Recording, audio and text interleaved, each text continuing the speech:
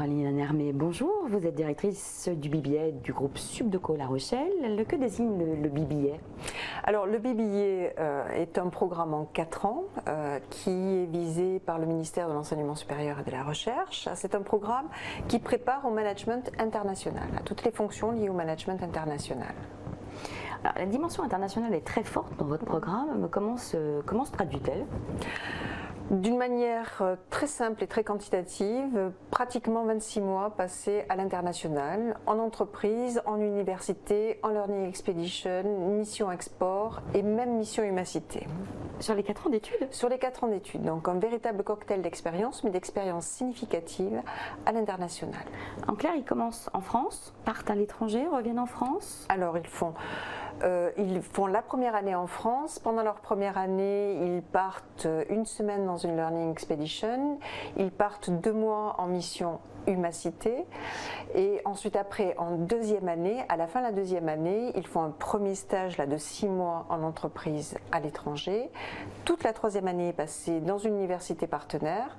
Et ils font le dernier semestre de leur 4e année dans une entreprise, toujours à l'international. Humacité est une particularité du groupe Subdeco La Rochelle. En quoi consiste-t-elle? Humacité, c'est tout simplement pour montrer le sens un peu de l'engagement et montrer l'importance de l'humain dans les organisations et l'importance des organisations dans leur environnement, la responsabilité, la connexion des uns par rapport aux autres. Donc l'humacité permet à nos étudiants de vivre une expérience complètement différente des expériences en entreprise ou en université. C'est une mission bénévole, solidaire, voilà, de 2 mois. Le programme BBA Subdeco La Rochelle a rejoint le concours Sésame depuis 2015.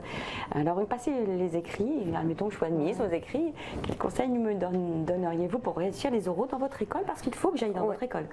J'espère. Alors, il y a, on va dire, 2 natures d'épreuves orales. Il y a premièrement l'entretien de sélection, l'entretien de motivation qui est extrêmement important, et les entretiens de langue aussi, tout aussi importants, mais qui ne s'appuient pas sur le même niveau. Alors le premier, l'entretien de sélection, il faut d'une part que vous montriez votre motivation.